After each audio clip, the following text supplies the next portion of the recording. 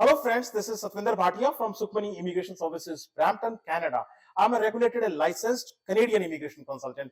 Today, again, very excited because today yet another draw came in, and this is two PNP draws which came in. So I'll be sharing the information about these two PNP draws. But before that, a very small request.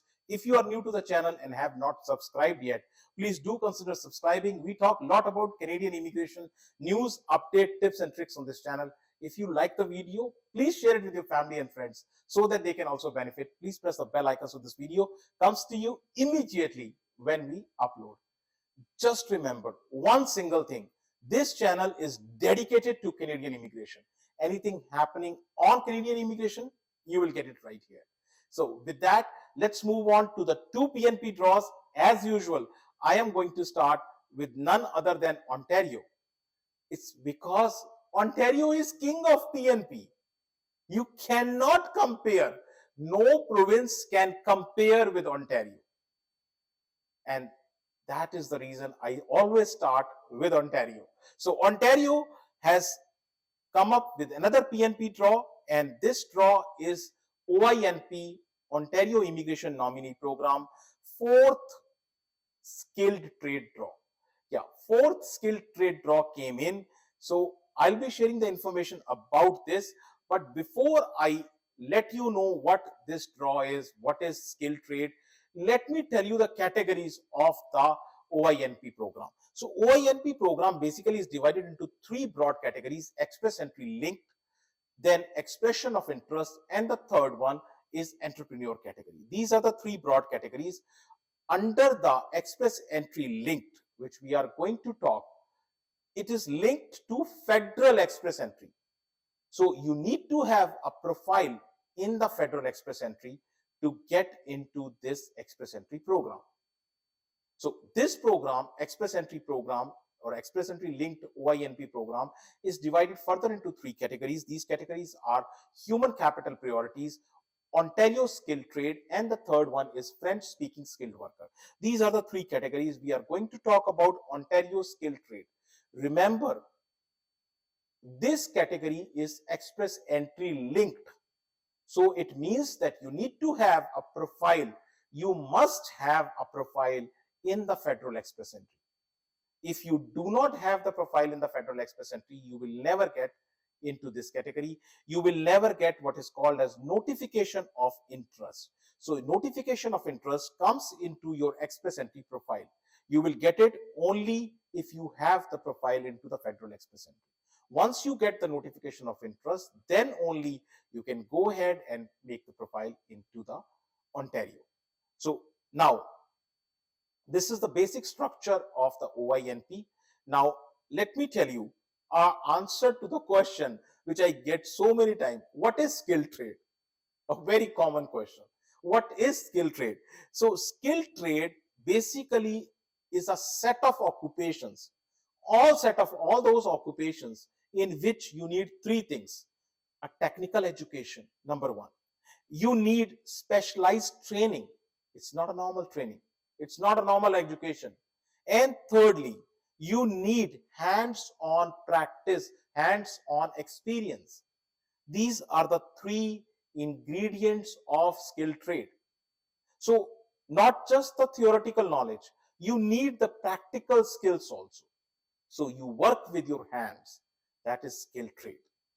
Now, let's look at few occupations. There are 100 occupations, more than 100, but I am going to talk about only few just to let you know what kind of occupations are there.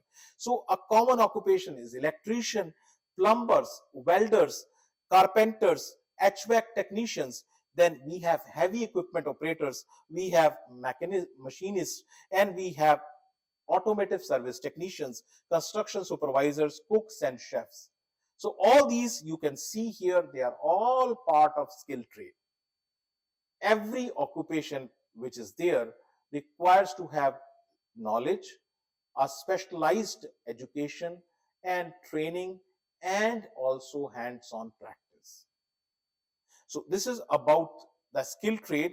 Now let us look at the PR options. So PR options is not just one. There are so many PR options for skilled trade. Our problem is we are not aware. So first, and one of the very important options is federal skilled trade. Under the express entry, there is a category, federal skilled trade. Then if you are here in Canada, you have a CEC category, and then you have a trade category within express entry where you can get a chance. Then you also have Atlantic Immigration Program. And of course, the PNP, which we are talking about, OINP, Ontario Immigrant Nominee Program, skilled trade, it is there. There is also BC, there is also Alberta, there are many other, but OINP is one of the biggest skilled trade programs. So with this, let us look at the draw from the government website. The draw looks like this. Let me explain you the draw line by line so it is easier. So the draw came in yesterday. It was so crazy busy yesterday. I tried, but it was like I was exhausted. I was almost done. So I thought, okay, I'll make the video tomorrow. That's why I couldn't make the video yesterday. And there were so many things happening. Anybody who is getting the invite, he needs counseling. He needs, like, of course, he is overjoyed. He is happy, but he is also worried about what is the next step. So that counseling, that discussion almost took the entire day. So it came in yesterday, August 22nd, and total 1,287 people were invited. The score was between 400 and 435, and the profiles were created August 22, 2023 and August 22, 2024. So that's the basic information. Now, the tier codes which usually come into this are starts with 72 or 73. And now let's look at the ITA under the skill trade, total number of people. This is the fourth draw. Can you imagine? Only skilled trade category is bigger than the BC quota. It's bigger than the Alberta quota. Just one category of Ontario. And look at this. 7,689 people have been invited so far. One category, 7,689 people. 4 draws. So that's about the Ontario skill trade. Let's move from east to west. Let's go to BC. BC, third PNP draw came in. So for those who are listening to me very first time, let me tell you, the BC conducts the draw into 2 parts, and they conduct the draw every Tuesday. Every Tuesday. If Tuesday is a holiday, they conduct it on Wednesday. So these 2 parts of the draw are, one is the general draw, the second is a targeted draw. So we will see what happened in the draw. In the general draw, this draw came in August 20th.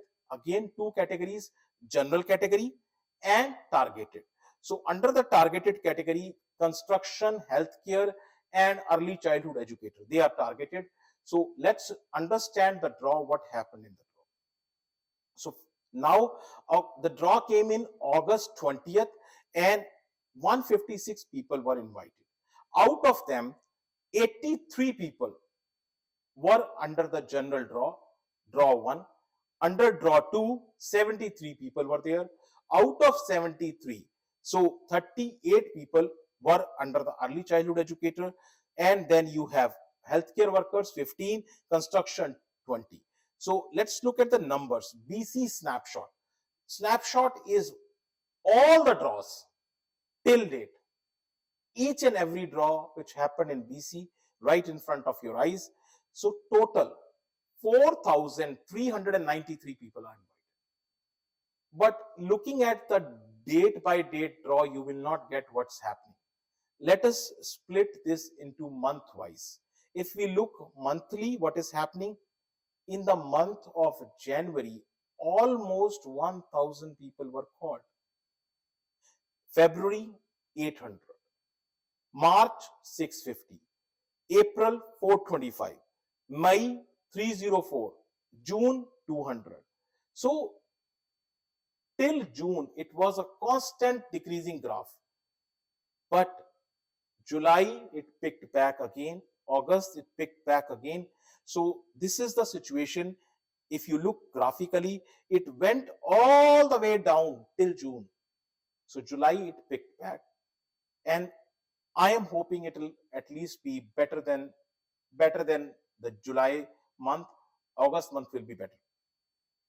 So there are some problems with this PNP, particularly BC PNP I'm talking about. So problems are, first of all, you can see the quantity is reduced. Earlier in the month of January, 1,000 people are called. Now just 300, 200, what's happening? So quantity decrease. Number two, those people who are there in BC or who plan to come to BC through PNP, they will agree with me and they will understand that the score has gone up, the cutoff score.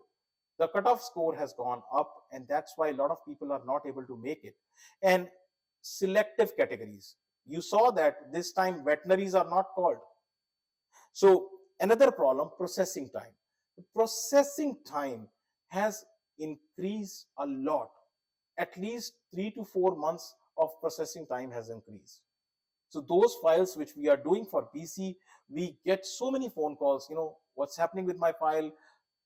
And we don't have an answer, because even if there is no update coming, even after like 4 months, 3 months, we are just sitting, no updates are coming for BC.